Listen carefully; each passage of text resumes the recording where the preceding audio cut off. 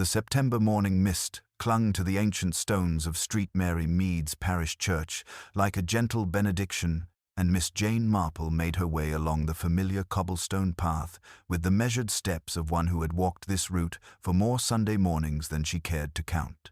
Her modest black hat sat precisely upon her silver hair, and her knitting bag, never far from her side, contained not only wool and needles, but also the accumulated wisdom of decades spent observing the curious ways of human nature. The church bells had ceased their calling, and the last stragglers were hurrying through the heavy oak doors. Miss Marple paused to exchange pleasantries with Mrs. Dollop, the baker's wife, whose flustered appearance suggested domestic troubles beyond the usual Sunday morning rush. "Such a lovely service we shall have today," Miss Marple observed mildly, though her keen blue eyes had already noted the unusual tension in the small gathering outside the church doors. "I do hope Colonel Prothero's visit will prove enlightening." Dollop's expression tightened. "Indeed, Miss Marple. Though I dare say some folks might find his presence less than comfortable, if you take my meaning." Inside the church, the familiar scent of beeswax and ancient wood mingled with something else. The almost electric atmosphere that precedes a thunderstorm. Though the sky remained clear, Miss Marple settled into her customary pew, third from the front on the left side, where she commanded an excellent view of the congregation without appearing to study anyone in particular. This morning, however, the usual seating arrangements had been disrupted. Colonel Lucius Prothero, the village's most prominent landowner, and a man whose recent business dealings had generated considerable whispered speculation, occupied the vicar's pew, a position of honor that seemed to sit uneasily upon his broad shoulders. His wife, Lettice, perched beside him like a nervous sparrow, her gloved hands worrying the clasp of her prayer book. More intriguing still was the presence of Dr. Haydock in the front row, a position he rarely favored. The village physician typically preferred the anonymity of the back pews, attending services more from social obligation than spiritual calling. Today, he sat with an air of grim anticipation, occasionally glancing toward the vicar's pew with an expression Miss Marple found most illuminating. Young Anne Clement, the vicar's daughter, had chosen a seat near the back unusual for a girl who typically sat with her father's family. Her pale complexion and red-rimmed eyes suggested recent tears, though she kept her gaze fixed determinedly upon her hymnal. The Reverend Leonard Clement began the service with his customary warmth, but Miss Marple detected an underlying tremor in his voice as he spoke of forgiveness and the weight of earthly burdens. His eyes seemed to linger upon certain members of his congregation with particular intensity. Mrs. Lestrange, the village's newest resident, and a woman whose past remained diplomatically unexamined, sat rigid in the middle pews, her attention focused not upon the altar, but upon Colonel Prothero's broad back. The slight tremor in her hands as she turned the pages of her prayer book did not escape Miss Marple's notice. As the congregation rose for the first hymn, "All Things Bright and Beautiful," Miss Marple observed the subtle choreography of village life whose gaze, who stood too quickly, who fumbled with their hymnal. It was during the third verse, as voices rose in harmonious praise, that Colonel Prothero suddenly swayed in his pew. The robust baritone that had been contributing enthusiastically to the hymn faltered, then ceased entirely. Mrs. Prothero's sharp intake of breath cut through the musical worship, and Colonel Prothero pitched forward, striking the wooden rail before the vicar's pew with a sickening thud. In the terrible silence that followed, Dr. Haydock was already moving. Dr. Haydock reached Colonel Prothero in 3 swift strides, his medical training overriding the collective shock that had frozen the congregation.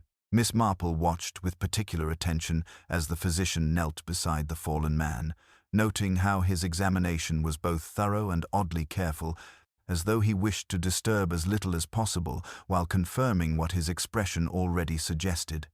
"There's no pulse, Doctor," Haydock murmured, his fingers moving from the colonel's wrist to his throat with practiced efficiency. He lifted an eyelid, pressed the sternum briefly, then sat back on his heels with the resigned air of a man who had delivered such news too often. "I'm afraid Colonel Prothero is dead." The words seemed to release the congregation from their paralysis. Mrs. Prothero's stifled sobs became audible wails, and several ladies rushed to comfort her, though Miss Marple noticed how the widow's grief, while genuine, carried an odd quality of relief, mixed with the expected sorrow. The Reverend Clement descended from his pulpit, his face pale but composed, already assuming the pastoral duties that tragedy demanded. "Please, everyone," he said, his voice steady despite the circumstances, "if you could make your way to the parish hall." "Doctor, Haydock, we must call the police immediately." "Already done," came a crisp voice from the church entrance. Inspector Slack of the Much Benham Police strode down the aisle with the brisk efficiency of a man accustomed to village emergencies, though Miss Marple found his remarkably prompt arrival rather interesting. "Nobody leaves until I've had a chance to speak with everyone." As the congregation began to file out in hushed, reluctant groups, Miss Marple lingered, ostensibly to assist with Mrs. Prothero, but actually to observe the scene more carefully.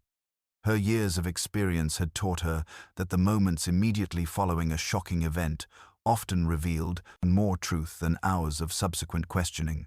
The theories began almost immediately, whispered speculations that rippled through the departing parishioners like stones thrown into still water. "Heart attack, surely," ventured Mr. Pettigrew, the churchwarden. The colonel was not a young man, and all that business with the land deals had him quite worked up. "Mrs. Dollop nodded sagely, adding, "Made enemies he did, with his harsh ways. Remember how he treated poor Mr. Redding over those architectural plans?" Miss Marple listened to these immediate assessments, while her keen eyes noted details others missed entirely. Colonel Prothero's prayer book had fallen open, and a small piece of paper protruded from between the pages, barely visible unless one looked from precisely the right angle she now occupied. More intriguingly, there was a faint, sweet scent in the air that reminded her incongruously of Mrs. Pennefather's almond biscuits, though it was quickly fading. Young Anne Clement had not left with the others, but stood near the altar, her face drained of all color. When Inspector Slack's attention fell upon her, she seemed to shrink into herself, her hands trembling as they clutched her hymnal. "Miss Clement," the inspector said, not unkindly, "you appear quite distressed. Did you notice anything unusual about Colonel Prothero this morning?" Anne's eyes darted toward her father, then to Dr. Haydock, before finally settling on Miss Marple as if seeking permission to speak. He seemed angry when he arrived. "I heard him speaking quite sharply to someone outside before the service began." "Speaking to whom?" Inspector Slack pressed, his notebook already appearing. "I couldn't see who," Anne whispered, "but they were arguing about money. I heard Colonel Prothero say something about paying the price and there being consequences for someone's actions." Mrs. Lestrange, who had been moving toward the exit, paused at these words, her back stiffening perceptibly. Miss Marple observed how the woman's hands, which had been steady throughout the service, now trembled slightly as she adjusted her gloves. Dr. Haydock was examining the body with professional thoroughness, though he seemed reluctant to disturb the colonel's final position. "Natural causes, most likely," he told Inspector Slack. "Though I'll need to conduct a proper examination, of course." Miss Marple's knitting needles clicked softly as she absorbed each detail, her mind already beginning to weave the various threads of observation into patterns that others might not yet perceive. Inspector Slack wasted no time in transforming the sacred space into a proper crime scene, instructing the young constable to rope off the vicar's pew while he began his methodical examination of Colonel Prothero's final moments. Dr. Haydock stood by with professional detachment, though Miss Marple noticed how his eyes kept returning to the small piece of paper still protruding from the colonel's prayer book, a detail that seemed to escape the inspector's immediate attention. "You're quite certain about the cause, Doctor?" Inspector Slack inquired, his pencil poised over his notebook. No signs of struggle or obvious injury? None immediately apparent, Doctor. Haydock replied carefully, his gaze flickering toward the paper. Given his age and recent business pressures, a cardiac event seems most probable, though naturally, I'll need to conduct a thorough examination. Miss Marple observed this exchange from her discreet position near the altar, noting how the doctor's professional certainty seemed to waver slightly when pressed for specifics. More intriguingly, that faint almond scent still lingered near the vicar's pew, though it was rapidly dissipating in the church's natural dampness. The congregation had been efficiently relocated to the parish hall, where Mrs. Dollop had automatically assumed her role as provider of comfort through tea and sympathy. Miss Marple positioned herself near the tea urn, creating the perfect vantage point for observation without appearing intrusive, a skill refined through decades of village life. Inspector Slack's attention was drawn back to the prayer book when he finally noticed the protruding paper. Using his handkerchief, he carefully extracted a small, folded note. His expression grew grave as he read its contents, though he shared nothing of what he discovered. "This note," he announced to the assembled group, "appears to have been delivered to Colonel Prothero before the service. I need to speak with whoever brought it." His eyes swept the nervous faces before him. A choir boy, according to Mrs. Prothero. Young Tommy Pierce was located with remarkable speed, his terror evident as he was brought forward. "Tell me about the note, lad," Inspector Slack said, not unkindly. Tommy's voice barely rose above a whisper. "A lady gave it to me, sir. Said to take it straight to the colonel before service started." "What lady?" The inspector's pencil hovered expectantly. Tommy's eyes slid unwillingly toward Mrs. Lestrange, who sat rigidly in the corner, her untouched tea growing cold. The woman's gloved hands trembled slightly as all attention focused upon her, though whether from guilt, fear, or some deeper emotion remained tantalizingly unclear. "Mrs. Lestrange," Inspector Slack approached her with measured steps, "perhaps you could explain your connection to this note?" Her composure cracked visibly. Yes. I asked the boy to deliver a message. It was a private matter, a business inquiry about some property dealings." Miss Marple found this explanation curiously vague, particularly given the woman's obvious distress. Meanwhile, the village gossip machine had begun operating at full capacity around the tea table. "Such a shock, Mrs. Dollop was declaring, though Colonel Prothero did look rather flushed when he arrived, quite out of breath, as if he'd been hurrying. This observation struck Miss Marple as significant. The colonel had been notably punctual by nature. Mrs. Price Ridley, never one to miss an opportunity for drama, added her voice to the speculation. "The man had enemies, you know.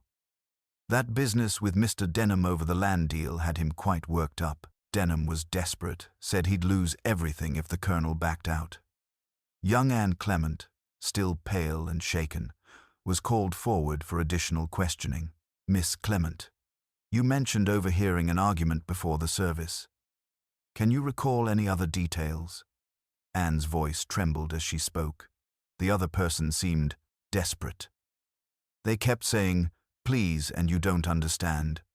But Colonel Prothero was quite firm. He said something about justice being served, and that he wouldn't be bought off with tears." This revelation sent ripples of meaningful glances throughout the hall. Mrs. Prothero looked up sharply from her position among the comforting ladies. "That's impossible," she protested. "My husband was a fair man.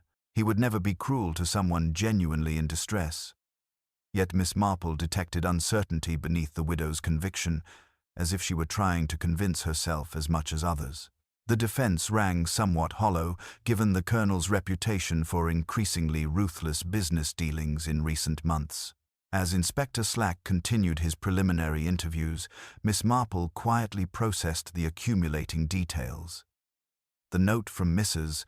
Lestrange, the overheard argument about justice and consequences, the desperate pleading Anne had witnessed, and that persistent almond scent that reminded her uncomfortably of certain household substances she preferred not to contemplate too deeply. Dr. Haydock approached Inspector Slack with evident reluctance. "Inspector, I've completed my preliminary examination.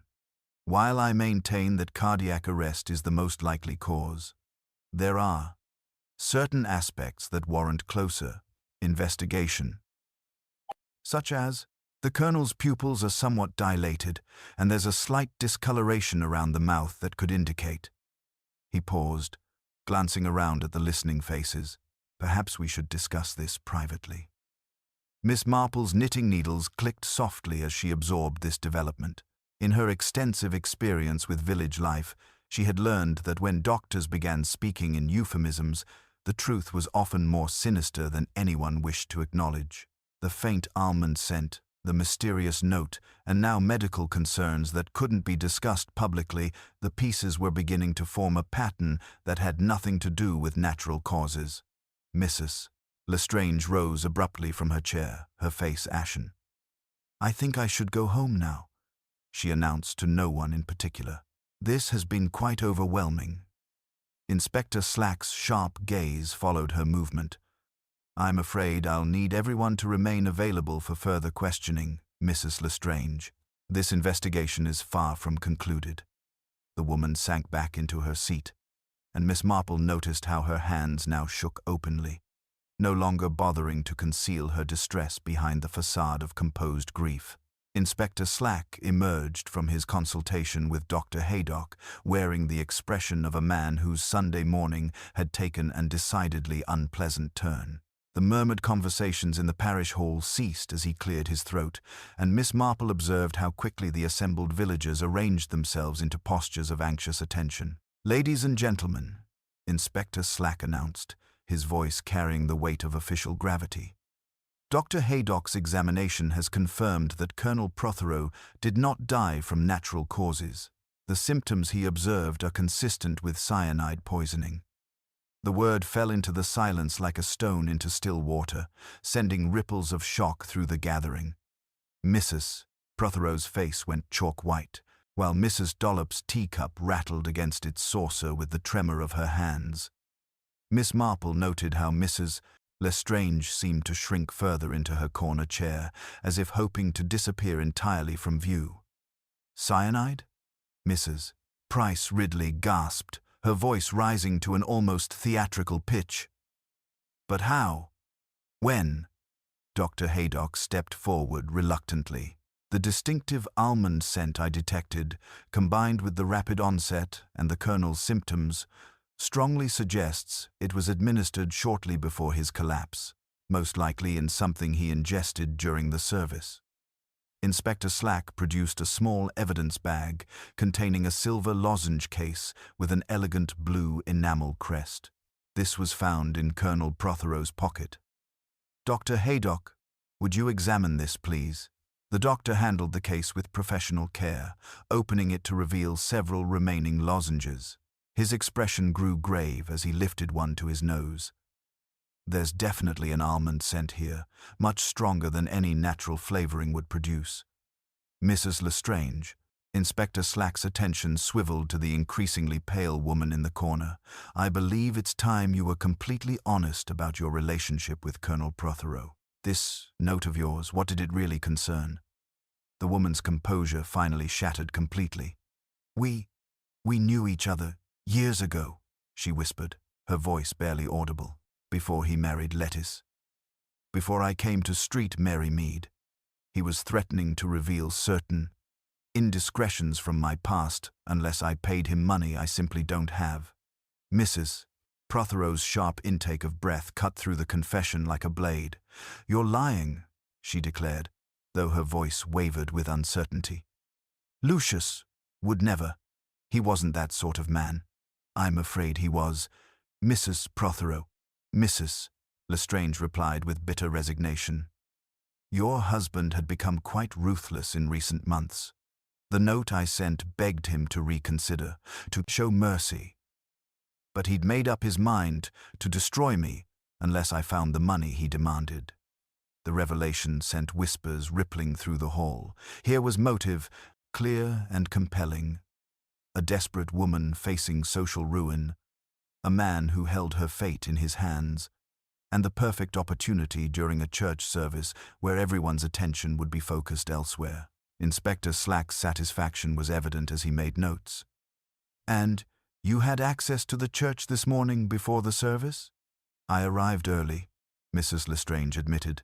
"I hoped to speak with him privately, to make one final appeal." Young Tommy Pierce, who had been listening wide-eyed to these adult revelations, suddenly piped up. "I saw her near the vestry when I came to light the candles.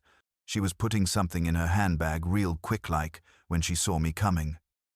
At that moment, Constable Edwards entered from the church, carrying another evidence bag. "Inspector, we found this in the vestry wastebasket, a torn wrapper with traces of blue ribbon, and it definitely smells of almonds." Miss Marple's knitting needles clicked softly as she absorbed these developments. The case against Mrs. Lestrange was building with remarkable efficiency, too efficiently, perhaps, for someone attempting to commit the perfect crime. In her experience, genuine murderers rarely left such convenient trails of evidence, particularly not in wastebins where they were certain to be discovered. Yet she said nothing, merely continued her gentle knitting while observing the faces around her. Mrs. Lestrange looked genuinely terrified, but was it the fear of a cornered killer or simply a woman watching her life crumble around her?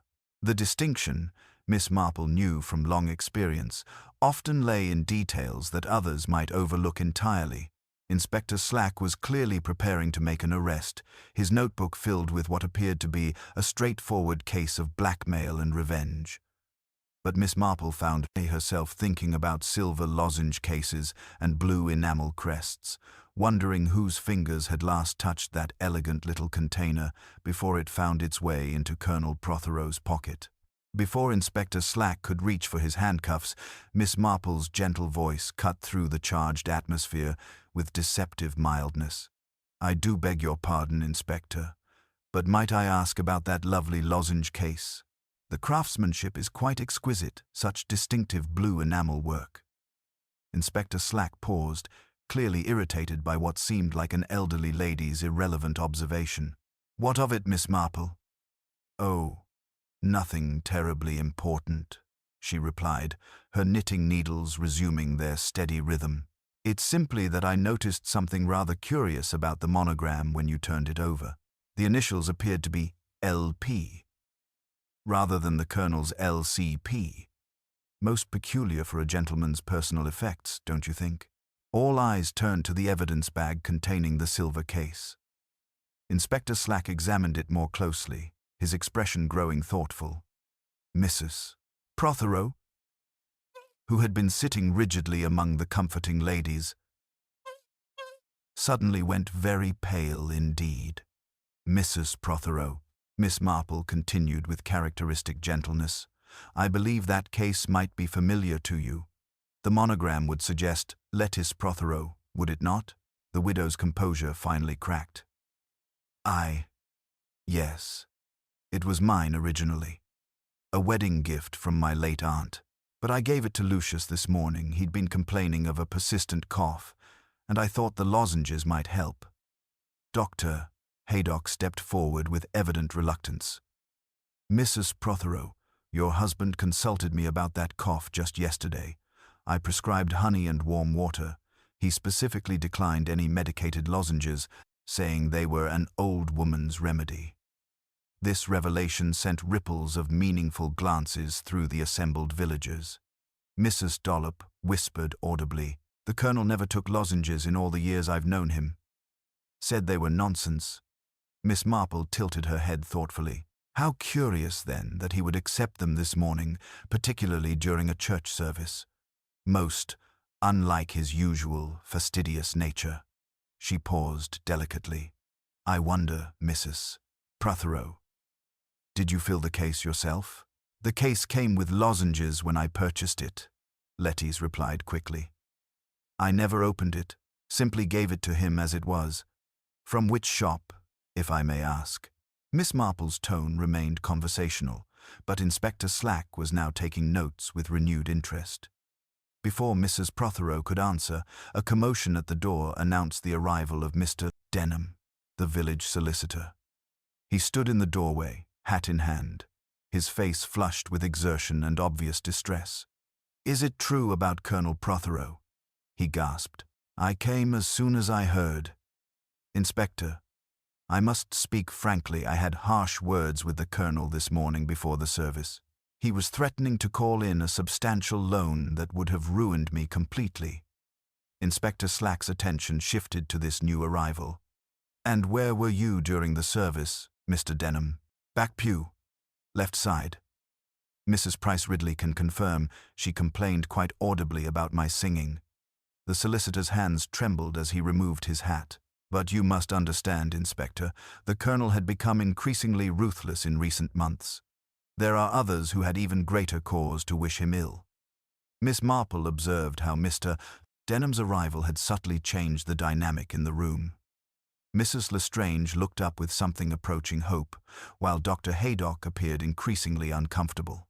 Most intriguingly, Mrs. Prothero seemed almost relieved to have attention diverted from the question of the lozenge case's origin. "Inspector," Miss Marple said quietly, "I wonder if we might consider the timing more carefully.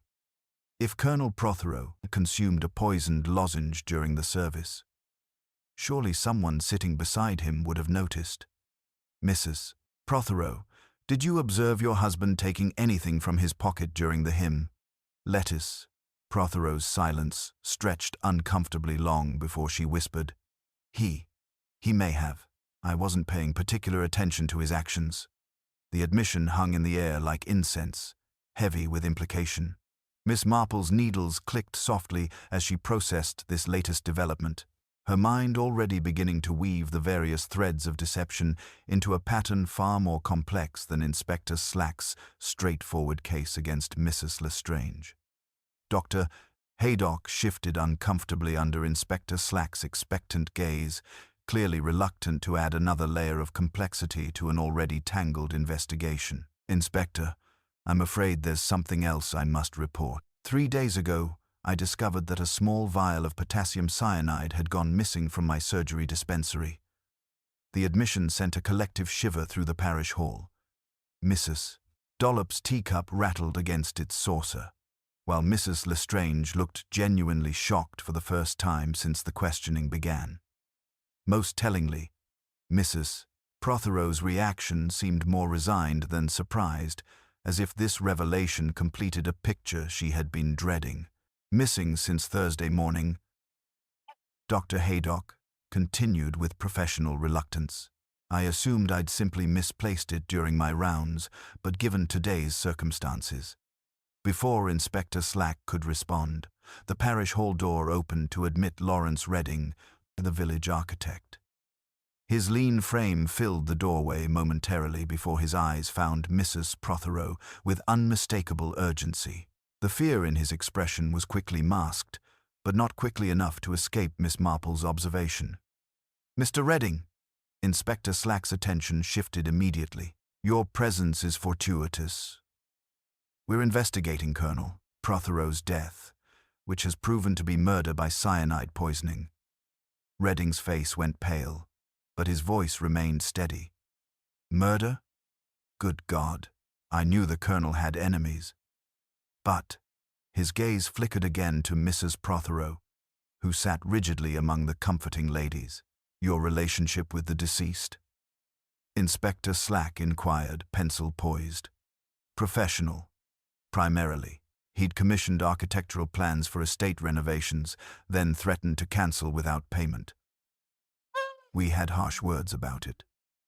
Redding's jaw tightened, but I certainly didn't wish him dead. Young Tommy Pierce, emboldened by his earlier usefulness, piped up eagerly. "I saw Mr. Redding talking to Mrs. Prothero in the church porch before the service, Inspector. Just for a minute, but they seemed quite serious about something."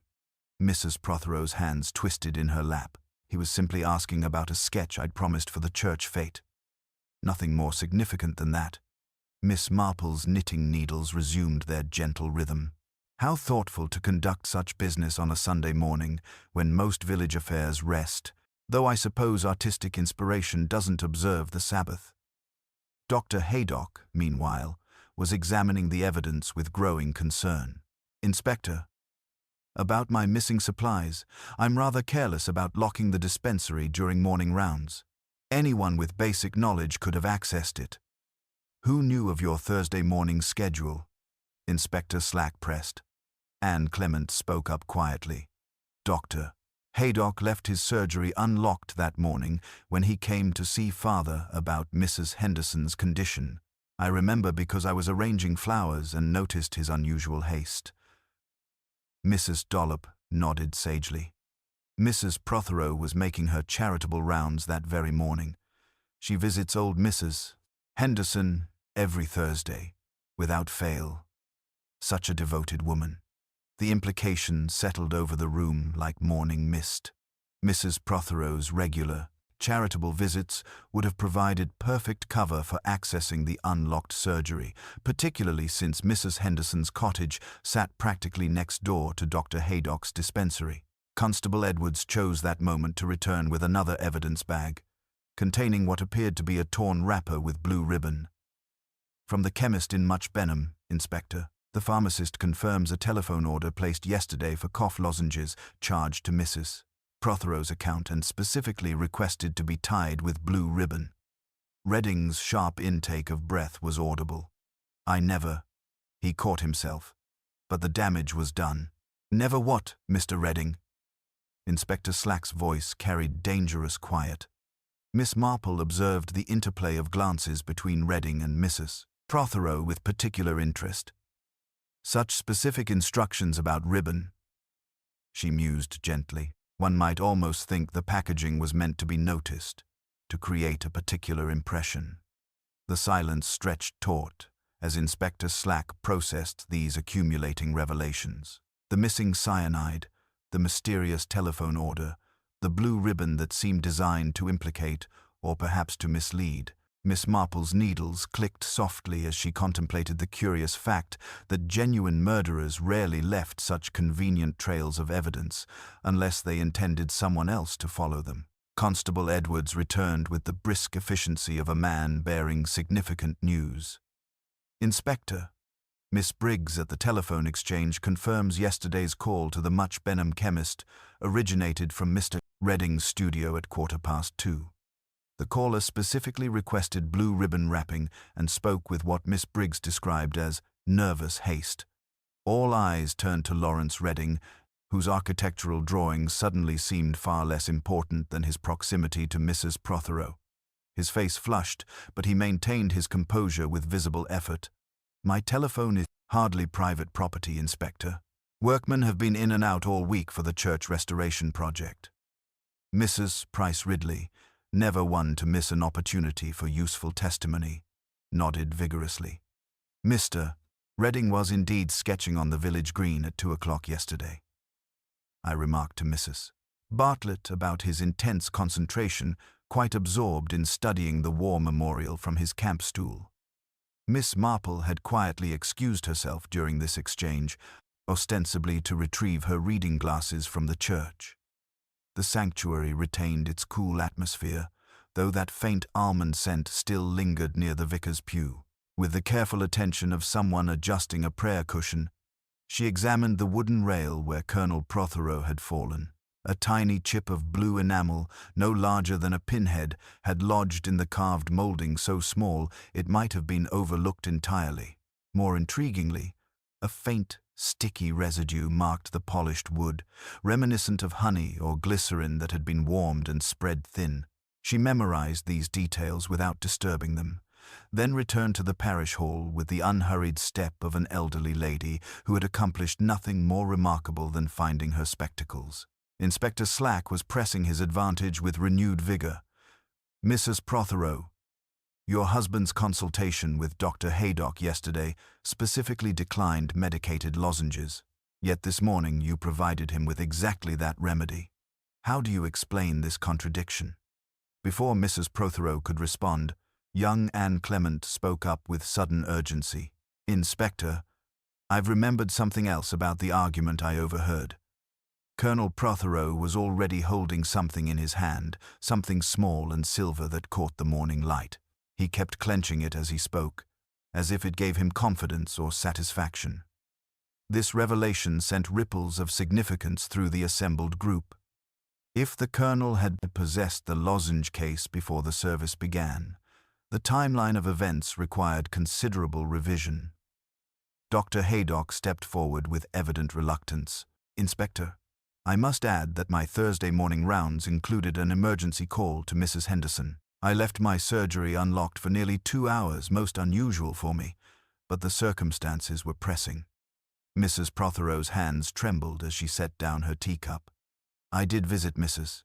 Henderson that morning, as I do every Thursday, but I never entered Dr. Haydock's surgery." "Yet someone with knowledge of medical supplies clearly did," Miss Marple observed mildly. "The question becomes one of opportunity and access. Who knew of Dr. Haydock's extended absence?" Lawrence Redding shifted uncomfortably. "Lettice, Mrs. Prothero mentioned the emergency when we met to discuss the architectural sketches. She was concerned about Mrs. Henderson's condition." The admission hung in the air like incense, heavy with implication. Inspector Slack's pencil moved rapidly across his notebook as he processed the accumulating connections between the various players. "Mr. Redding," Miss Marple continued with characteristic gentleness, "your concern for Mrs. Prothero seems rather more personal than professional. Might I suggest that your relationship has developed beyond architectural consultations?" The silence stretched uncomfortably before Mrs. Prothero spoke in barely a whisper. "Lawrence and we have grown close.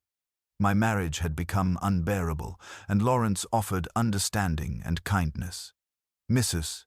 Dollop's sharp intake of breath echoed through the hall, while Mrs. Price Ridley's eyes widened with scandalized fascination. Here was motive laid bare: a desperate woman, a protective lover, and a tyrannical husband who stood between them and happiness. Yet Miss Marple found herself troubled by the convenient arrangement of evidence. The blue ribbon specifically requested to be remembered, the unlocked surgery discovered at precisely the right moment, the affair revealed under pressure. It resembled those village theatrical productions, where every clue pointed exactly where the audience was meant to look, while the real drama unfolded in the shadows. Inspector Slack was clearly preparing to make arrests, but Miss Marple's knitting needles clicked softly as she contemplated the curious fact that genuine murderers rarely left such obvious trails unless they intended someone else to follow them to precisely the wrong conclusion. Before Inspector Slack could reach for his handcuffs, Miss Marple's gentle voice cut through the tension with characteristic mildness. "Inspector, might I suggest we examine the scene once more? I fear there's a small detail that could prove quite significant." Inspector Slack paused, clearly eager to conclude what seemed a straightforward case, but experience had taught him to respect Miss Marple's occasional insights. "What detail, Miss Marple?" "Simply this," she replied, her knitting needles resuming their steady rhythm. "If we could return to the church briefly, I believe the vicar's pew itself might tell us something rather important about Colonel Prothero's final moments." The group reluctantly filed back into the sacred space, where the morning's tragedy still seemed to hover in the cool air. Miss Marple approached the vicar's pew with careful steps, her keen eyes focused on the wooden rail where the colonel had fallen. "Constable Edwards, might you run your handkerchief along this rail? Just here, where Colonel Prothero would have rested his hands during the service." Edwards complied, and his handkerchief came away with a faint, sticky residue that carried an unmistakable sweet scent. Dr. Haydock examined it with growing unease. "Glycerin," he confirmed reluctantly. "Mixed with something else, something that carries that distinctive almond odor." "How curious," Miss Marple observed mildly. "Glycerin would indeed hold a scent quite well, and a gentleman who habitually moistens his finger to turn pages, as Anne mentioned the colonel always did, might very easily transfer such a substance from his hands to his mouth." The implication sent ripples of understanding through the group. Mrs. Prothero looked genuinely confused, while Lawrence Redding's relief was almost palpable. This was not the crime they had been suspected of committing. But how did the colonel come to touch this particular spot? Inspector Slack demanded. Young Tommy Pierce, emboldened by his earlier usefulness, spoke up eagerly. There was a card in the vicar's pew this morning, Inspector. Mr. Pettigrew placed it there special-like, with the colonel's name written neat and proper. All eyes turned to the churchwarden, who appeared genuinely bewildered. Indeed, there was a card. It arrived through the vicarage letterbox last evening in an unmarked envelope. I assumed it was a gesture of reconciliation. Perhaps the colonel wished to make amends for recent harshness by taking a position of humility. "Where is this card now?" Miss Marple inquired gently. "In the vestry wastebasket, I'm afraid." When the colonel collapsed, I tore it up in my distress. It seemed somehow indecent to preserve it. Constable Edwards retrieved the fragments, and Miss Marple examined them with particular attention to the handwriting. The script was indeed careful and deliberate, though she noted how the letters seemed slightly forced, as if the writer were disguising their natural hand. "Most interesting," she murmured. "The card itself bears traces of that same sticky residue. Someone took considerable care to ensure Colonel Prothero would handle it, then rest his hands precisely where the poison had been applied to the pew rail." Dr. Haydock shifted uncomfortably under her gentle scrutiny. "The mechanism is certainly plausible from a medical standpoint," he admitted. "Cyanide absorbed through mucous membranes would act quite rapidly." "Indeed," Miss Marple agreed, "and it would require someone with both medical knowledge and intimate familiarity with the colonel's habits. His tendency to lick his fingers, his usual seating preferences, his recent complaints about throat irritation that might make him more likely to touch his mouth." The silence stretched uncomfortably as the implications settled over the group. This was not a crime of passion between desperate lovers, but something far more calculated, a murder that required detailed planning and specific knowledge of both the victim's behavior and the church's routines. Miss Marple's needles clicked softly as she observed the faces around her, noting who appeared genuinely surprised by these revelations and who seemed to be calculating their next response. In her extensive experience with human nature, she had learned that the guilty often betrayed themselves, not through dramatic confessions, but through the subtle tells of someone whose carefully constructed performance was beginning to unravel under unexpected scrutiny. Miss Marple's gentle suggestion to examine the vicarage study proved remarkably illuminating. The Reverend Clement led them across the churchyard with visible reluctance, his daughter Anne following with the pale composure of someone steeling herself for unpleasant revelations. The study retained its scholarly atmosphere, though Inspector Slack's presence seemed to diminish its sanctuary-like quality. "The card arrived through our letterbox yesterday evening," the vicar confirmed, gesturing toward his desk. "I found it when I returned from visiting Mrs. Henderson in Lower Benham. Most unusual to receive such specific seating arrangements, but I assumed it indicated some private reconciliation the colonel wished to make." Miss Marple approached the desk with the careful attention of someone genuinely interested in proper correspondence. "Might I examine your blotting paper, Reverend?" Such innocent things often retain the most remarkable impressions. The vicar lifted the blotter's cover with obvious unease, revealing the ghostly imprints of recent writing. Miss Marple studied the reversed lettering with particular attention, her head tilted thoughtfully. "How curious. The impression suggests someone wrote with considerable deliberation, almost as if disguising their natural hand." Dr. Haydock, who had remained unusually quiet throughout this examination, stepped closer to peer at the blotter. His medical training made him naturally observant, but Miss Marple noted how his interest seemed more anxious than professional. "The writing does appear forced," he agreed reluctantly, "unnatural in its precision." Inspector Slack was taking careful notes when Anne Clement spoke up with sudden urgency. "I remember the card more clearly now.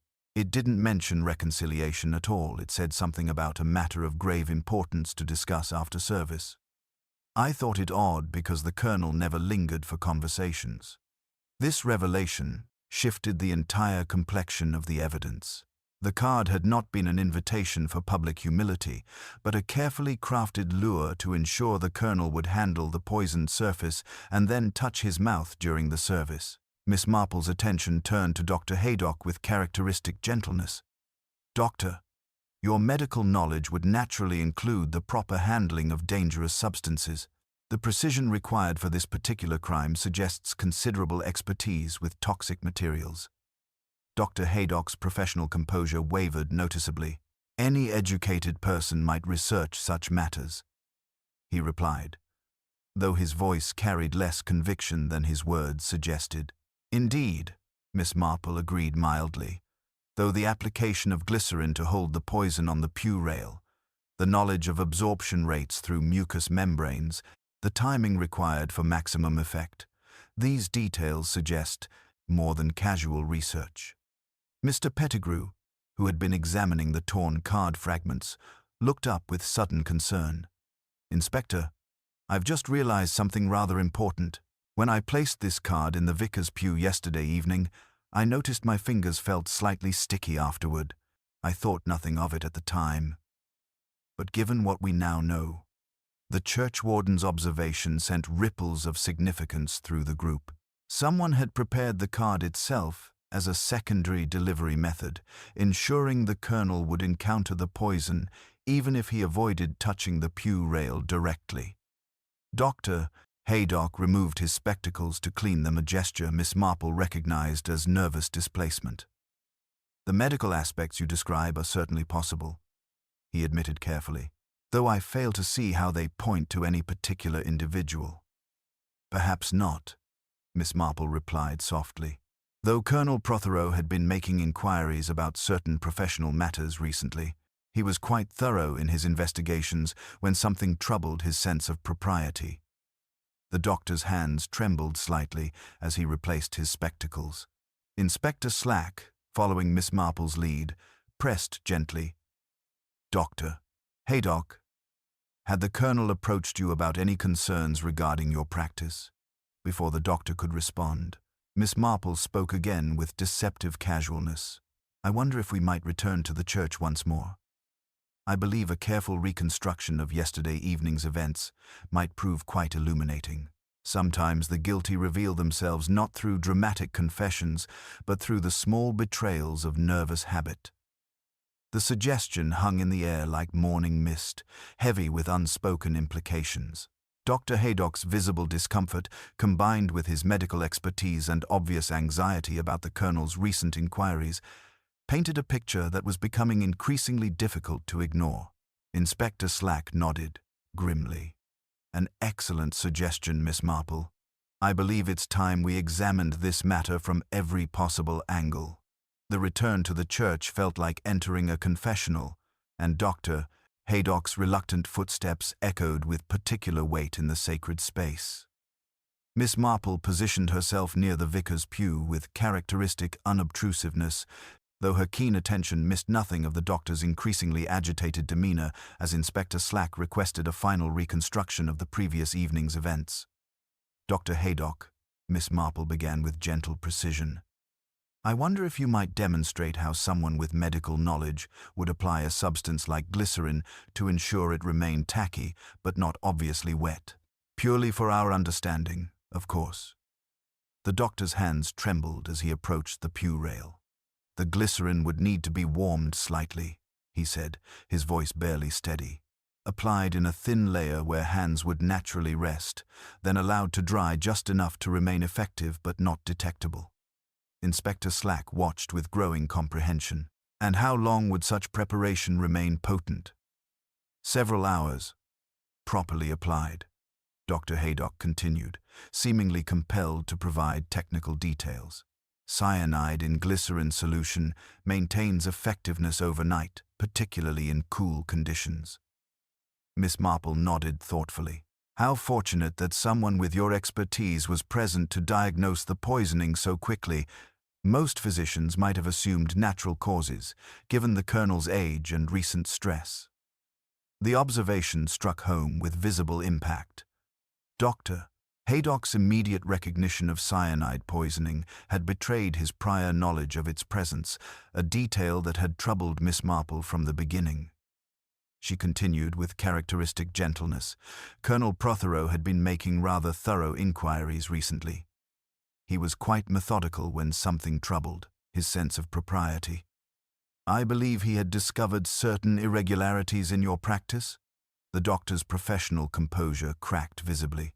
He was investigating my patient records, he whispered, questioning the morphine dispensations, the pain management protocols I developed for terminal cases. And what had he discovered? Inspector Slack pressed, his pencil poised. Dr. Haydock sank onto a nearby pew, his face ashen. I had been easing the suffering of dying patients, providing larger doses than strictly prescribed, helping them find peace more quickly than nature intended. The Colonel accused me of hastening death for personal gain, selling the surplus medications. Miss Marple observed how the confession revealed the gradual moral erosion that had led to murder. He threatened to expose you to the medical authorities. He demanded I surrender my license voluntarily or face public disgrace. My life's work, my reputation, everything destroyed by a man who understood nothing of genuine compassion for the suffering. The justification rang hollow in the sacred space. Inspector Slack made careful notes as the doctor continued, his voice heavy with desperate resignation. I prepared the card knowing his habits, knowing he would handle it and then touch his mouth during the service. The glycerin on the pew rail was insurance. I couldn't risk failure. Dr. Haydock's voice cracked. I thought if it appeared natural, or if suspicion fell elsewhere. You were quite willing to let innocent people face charges for your crime, Miss Marple observed with quiet disappointment. I panicked when the investigation began. The evidence seemed to point naturally toward Mrs. Lestrange, then the Protheros. I hoped. He buried his face in his hands. I am a healer. I have dedicated my life to preserving life, yet I murdered a man whose only crime was threatening my comfortable deceptions. Miss Marple's knitting needles clicked softly as she absorbed this final confession. In her extensive experience with human nature, she had learned that the most dangerous criminals were often those who convinced themselves their motives were noble, even as their actions revealed the corruption that had gradually consumed their moral foundations. Inspector Slack stepped forward with his handcuffs, bringing an end to Dr. Haydock's desperate performance. The village doctor, who had delivered half the babies in Street Mary Mead, would face justice for poisoning one of its most prominent citizens, a tragedy that would resonate through the community for years to come. As they prepared to leave the church, Miss Marple paused to straighten a prayer cushion, her mind already turning to the difficult process of healing that the village would require. Human nature, she reflected, remained as complex and troubling as ever, capable of both profound compassion and terrible betrayal, sometimes within the same troubled soul. The afternoon shadows lengthened across the church floor as Inspector Slack completed the formalities of Dr. Haydock's arrest. The village physician sat with resigned dignity beside his medical bag, the instrument of his healing profession now seeming to mock the oath he had so thoroughly betrayed. Miss Marple remained in her customary pew, observing the scene with the quiet sadness of someone who had witnessed too many such moments of human failing. Mrs. Prothero approached the fallen doctor with unexpected grace, her earlier terror replaced by something approaching compassion. Doctor, you delivered both my children. You eased my mother's final suffering. How could Colonel Prothero's threats drive you to such desperate measures? Dr. Haydock looked up with eyes that seemed to have aged decades in the past hour. Your husband was relentless, Mrs. Prothero. He possessed documentation of every morphine discrepancy, every questionable death certificate. He spoke of duty and justice, but would have destroyed not merely me, but the families who trusted me to ease their loved one's passage. Yet you chose to destroy him instead, Miss Marple observed with characteristic gentleness, and, in doing so, cast suspicion upon innocent people who had already endured considerable suffering. Inspector Slack, completing his notes, addressed the assembled group with professional efficiency tempered by evident sympathy. Before we proceed, Miss Marple, perhaps you could explain how you identified the true method of murder? Miss Marple's knitting needles clicked softly as she gathered her thoughts. It was the tiny chip of blue enamel lodged in the pew rail that first caught my attention, no larger than a pinhead, but quite significant. It suggested the lozenge case had been pressed against the wood, not simply carried in a pocket. Combined with the glycerin residue, it became clear the poison was applied to the surface the colonel would naturally touch. Dr. Haydock's confession came in broken whispers. I began with pure intentions, terminal patients suffering needlessly, families begging for mercy. But gradually, the temptation to profit from surplus medications became overwhelming. The colonel was correct about the financial irregularities, though initially my motives were compassionate. The revelation sent ripples of understanding through the remaining villagers. Mrs.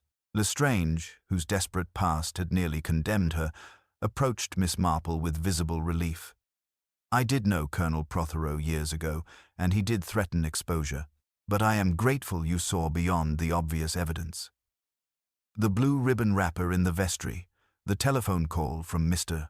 Redding's studio, even the lozenge case itself, all theatrical props, Miss Marple explained. Dr. Haydock had intimate knowledge of village routines, medical access to poison, and the professional standing to deflect suspicion. When he immediately diagnosed cyanide poisoning, it revealed prior knowledge rather than medical acumen. Lawrence Redding stepped forward, his relief at exoneration tempered by genuine concern for the community's trust. Dr. Haydock, those peaceful deaths we attributed to your skill were genuine mercy in most cases, the doctor replied with desperate dignity. But I cannot claim pure motives for all of them. When Colonel Prothero threatened complete exposure, my fear overcame every principle I once held sacred. As Inspector Slack led Dr.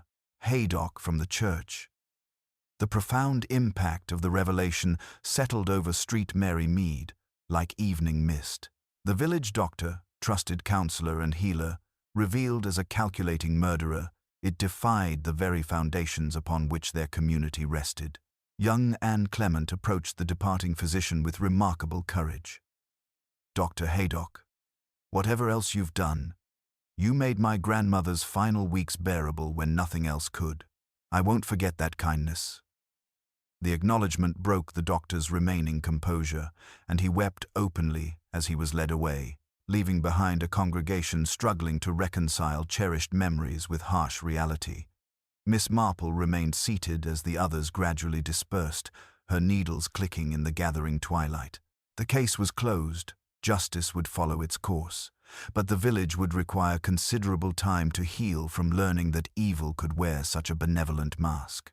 The Reverend Clement approached with obvious gratitude. Miss Marple, without your insight, innocent people might have faced charges for Dr. Haydock's crime.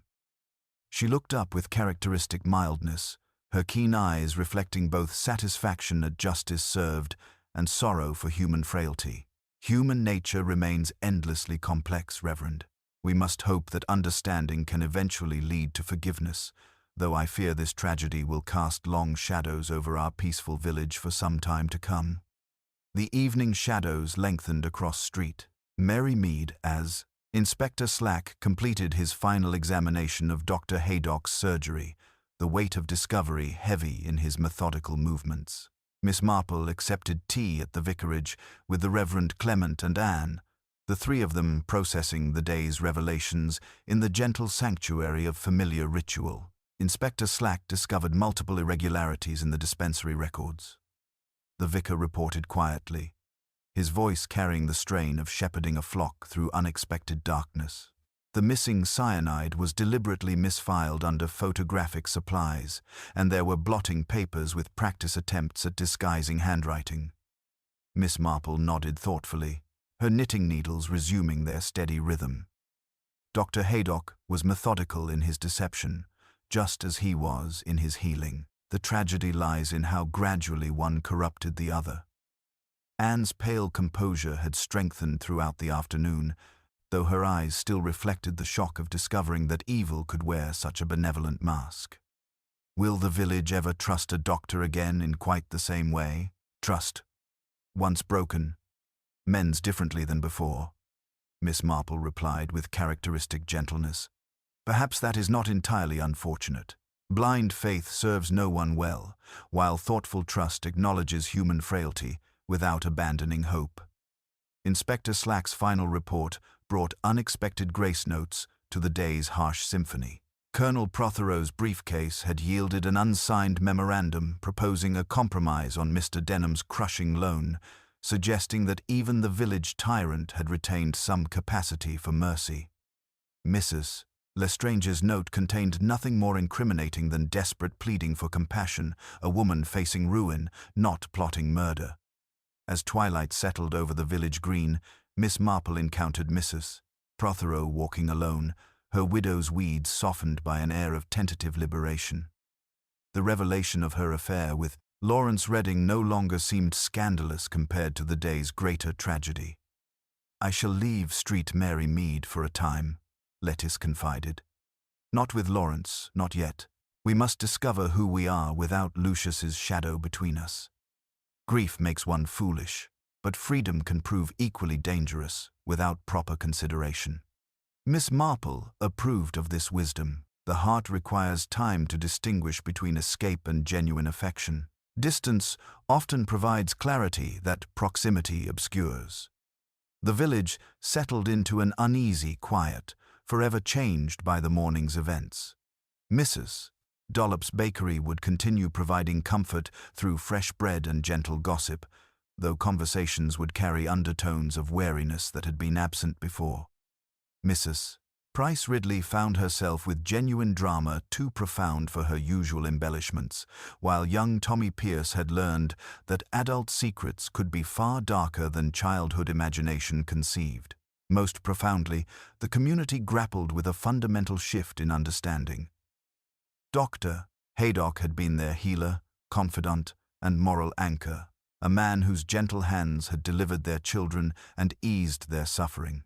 The revelation that those same hands had calculated murder shattered assumptions about the nature of evil itself. Miss Marple reflected on this as she tended her evening roses, noting how the same soil that nourished beauty could harbor destructive pests. Human nature remained endlessly complex, capable of profound compassion and terrible betrayal, sometimes within the same troubled soul. Dr. Haydock's gradual corruption from merciful healer to profiteering killer illustrated how moral compromise, once begun, could metastasize beyond recognition. The church bells marked the evening hour across a village forever altered, though life's stubborn persistence would eventually reassert itself. Children would play on the green, couples would court beneath ancient oaks, and new dramas would unfold with inevitable regularity. But Street Mary Mead had learned a harsh lesson about the masks that evil could wear, and that knowledge would temper their innocence with hard-won wisdom. As Miss Marple prepared for bed, her final thought was characteristically practical. Tomorrow would bring new challenges to human nature, and she would meet them with the same gentle attention that had served her so well in unraveling today's tragedy. Truth, she had learned, always emerged eventually, though sometimes at costs higher than anyone wished to pay. 3 weeks had passed since that terrible Sunday morning, and Street Mary Mead had begun the delicate process of healing that follows profound betrayal. Miss Marple sat in her garden, observing the late September roses with the same gentle attention she had brought to unraveling the mystery that had shattered their peaceful community. The village had learned to function without Dr. Haydock, though his replacement, an earnest young physician from Much Benham, would require considerable time to earn the trust that had been so thoroughly violated. The Morning Post brought news that Dr. Haydock had been sentenced to life imprisonment, his full confession having spared the village the ordeal of a lengthy trial. Inspector Slack's final report had revealed the complete extent of the doctor's gradual corruption morphine sold to desperate addicts in London, death certificates falsified to conceal mercy killings that had become increasingly motivated by profit rather than compassion. The man who had delivered half the babies in street, Mary Mead, had systematically betrayed every principle of his profession, transforming from healer into calculating predator. Mrs. Prothero had indeed left the village, though not with Lawrence Redding as many had expected. Instead, she had gone to stay with relatives in Scotland, writing to Miss Marple that she needed solitude to distinguish between genuine affection and desperate escape from an unhappy marriage. Redding himself had thrown himself into completing the church restoration with renewed dedication, as if physical creation could somehow balance the destruction that had touched his life. Mrs. Lestrange, freed from the Colonel's blackmail, had quietly opened a small antique shop in Much Benham. Her past finally her own to control. Young Anne Clement, having witnessed the unraveling of so many adult deceptions, had grown into a young woman of remarkable perception and quiet strength. She assisted her father with newfound maturity, helping him shepherd a flock that had learned harsh lessons about the masks evil could wear. The church itself had gradually reclaimed its role as the community's heart, though the faint almond scent had been replaced by extra applications of beeswax and lavender, as if the building itself sought to cleanse away the memory of that terrible morning. The Reverend Clement's sermons now carried deeper resonance about forgiveness and the complexity of human nature, speaking to parishioners who no longer took moral authority for granted. Miss Marple reflected on how the case had illustrated one of humanity's most troubling characteristics, the capacity for gradual moral erosion. Dr. Haydock had not awakened one morning deciding to become a murderer. Rather, he had made a series of small compromises, each seemingly justified by compassion or necessity, until he found himself capable of calculated killing to preserve his comfortable deceptions. The village had learned to rebuild trust on more realistic foundations. Dollop's Bakery continued providing comfort through fresh bread and gentle gossip, though conversations carried undertones of wariness that would likely persist for years. Children once again played on the village green, but their parents watched with eyes that had lost a measure of innocence. Yet life's stubborn persistence had reasserted itself with characteristic determination.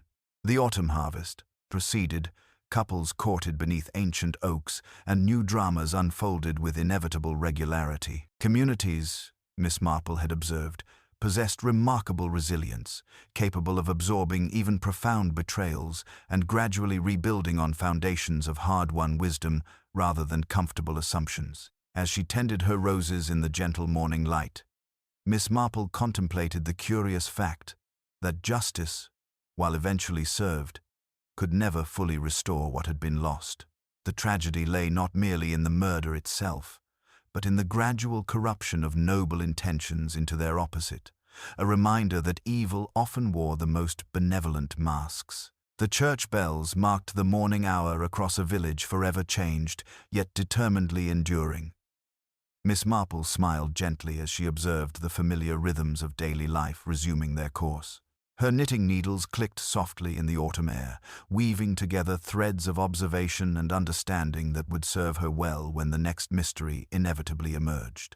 For she knew, with the certainty born of long experience, that human nature would continue providing puzzles requiring patient unraveling, and she would meet them with the same gentle wisdom that had served Street Mary Mead so faithfully in its hour of greatest need.